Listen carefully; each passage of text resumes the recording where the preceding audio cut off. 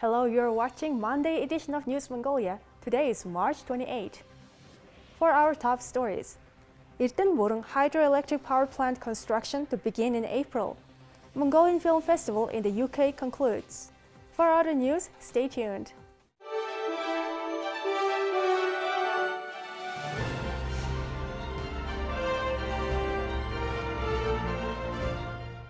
Mongolian energy resources such as coal, solar power, and wind power are considered sufficient for supplying power to Central Asia, but the country still imports electricity due to a lack of energy infrastructure. The Erdeneburen hydroelectric power plant's construction is expected to resume in April with the launch of operations scheduled for 2026. According to preliminary studies, around 258 households will be affected by the construction of the hydroelectric power plant. The government has decided to spend around 10 billion Mongolian tugreks on relocation and compensation for people affected by the power plant's construction. We support the construction of a hydroelectric power plant. As a citizen, I think it's important to have our own energy supply. Even though it's located in Hot Province, this infrastructure project is important to the whole country and all households. Residents of Erdeneburen support the construction of the hydroelectric power plant. Of course, there are some preparations to be completed. Some of the land affected by power plant construction is used by pastoral land by local herders. The project team is talking to herders about relocation and possible compensation. Construction of the 90-megawatt Erdeneburen hydroelectric power plant starts in April, pursuant to an agreement between Mongolia and China. Despite being stalled for many years due to external and internal factors, the project is seen as crucial for Mongolia's energy independence and significant for ensuring a long-term energy supply for the western provinces. The number of electricity consumers in Mongolia has seen an average annual increase of 7 to 8%, and annual domestic energy production has risen by 6 to 7% in recent years. The central power grid reached peak demand of 1,308 megawatts on December 14, 2020. The state pays an annual 15 billion Mongolian tugreks on importing energy for the western region. If domestic energy projects are intensified and promptly implemented, analysts say Mongolia could put this money into domestic circulation instead of sending it abroad. The state spends 8 billion to 16 billion Mongolian tugreks a year on providing energy to the western region.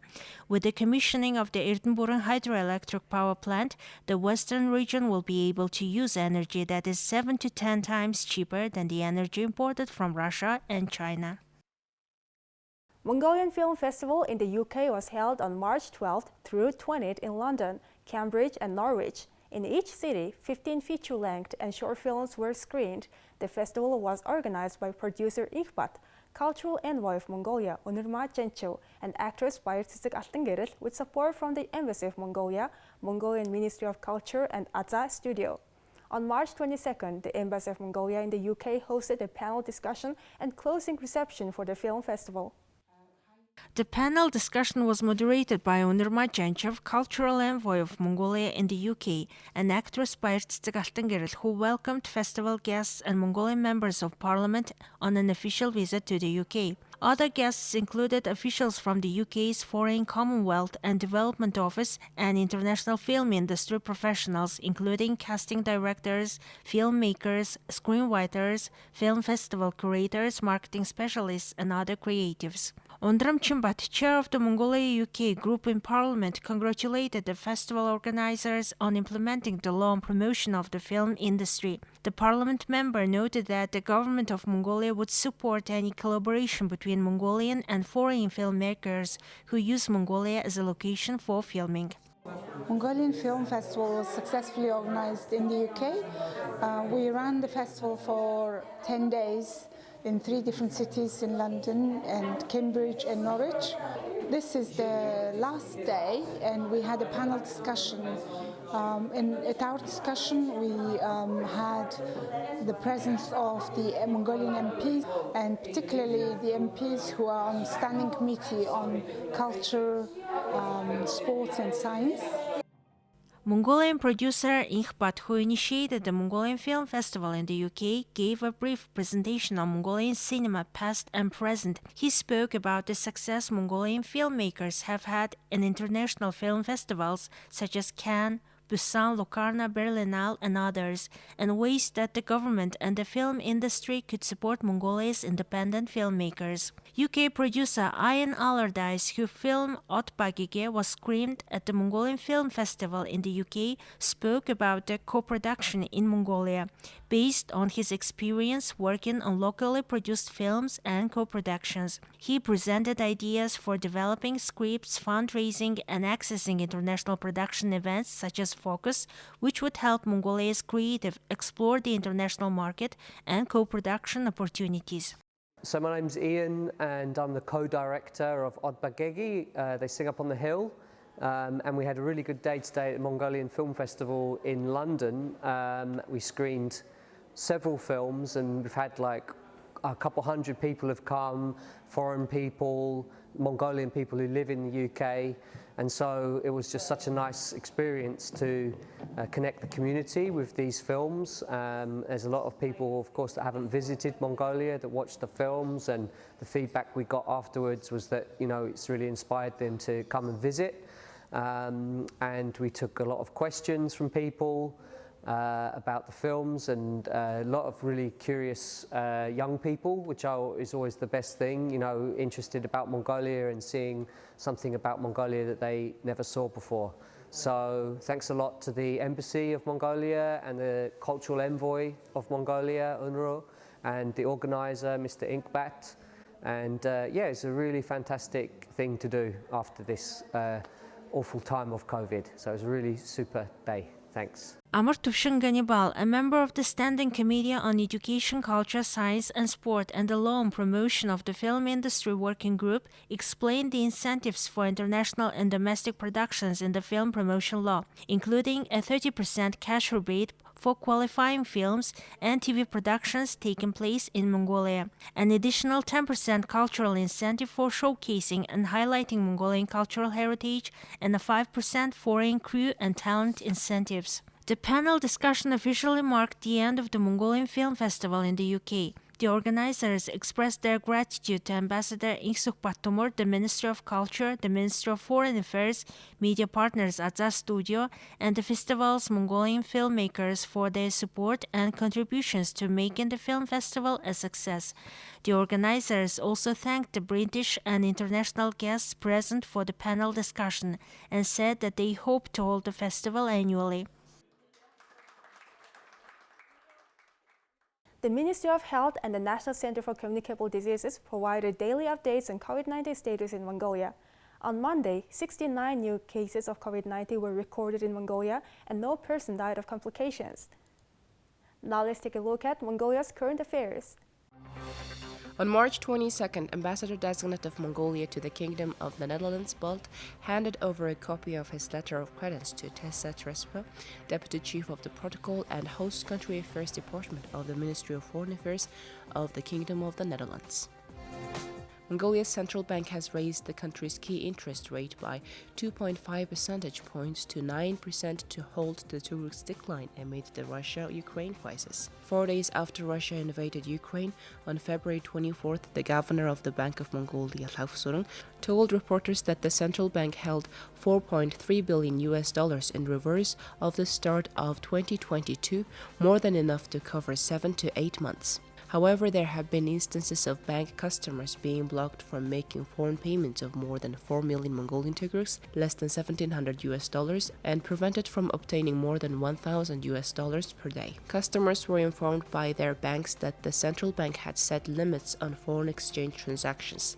However, the Bank of Mongolia says the individual banks may have set their own limits on the amount of dollars that can be withdrawn, taking into account their internal reserves. The Russian crisis is negatively impacting Mongolia's economy. Inflation has hovered around 13% since January, topping 14% in February. Since the start of the war in Ukraine, the Mongolian tugruk has fallen dramatically against the US dollar, climbing from 2,842 to 3,100 Mongolian tugruks.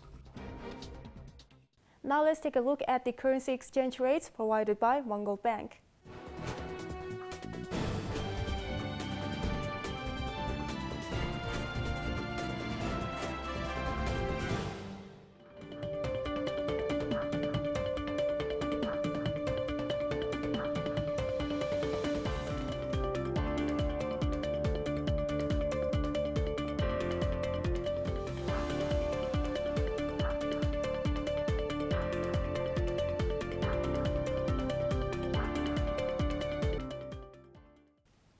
The UFC's Mixed Martial Arts Federation's Fight Night Blades vs. Daukos took place on Sunday. As part of this event, Mongolian athlete Batgirl had another fight against an American named Chris Gutierrez. In the second half, Chris Gutierrez won with a heavy blow. The fight was very interesting, and in the second half, Chris Gutierrez won with a heavy blow. The 30-year-old, nicknamed El Guapo, has 24 fights and 18 victories. He was also named the best fighter of the event. Batgirl Dana, nicknamed Storm, fought his fifth fight in the UFC and suffered his second defeat. The bantamweight scored a win over Dana Batgirl with a beautiful spinning back fist on the UFC Columbus preliminary card on Saturday at the Nationwide Arena in Columbus, Ohio. It was a much-needed finish for Gutierrez, who was not only coming off of a split knot over Felipe Colares, but a rough ending to the opening round of his matchup with Dana. Batgirl closed out round 1 with a takedown after Gutierrez missed a spinning strike and battered him with hard punches on the ground. Gutierrez stuck with his stand-up strategy in round 2, and when he caught Dana chasing him, he landed a spinning back fist that instantly robbed Dana of his senses. Follow-up strikes on the ground sealed the deal for Gutierrez at the 2-minute 34 seconds mark of the round. This is the third straight win for Gutierrez, who remained undefeated since losing his UFC debut in November 2018. He has 6 wins and 1 defeat in his past 7 fights. Gutierrez stepped into the contest as a replacement for Mental Jackson, who withdrew for undisclosed reasons. Here comes the weather forecast for the world's major cities.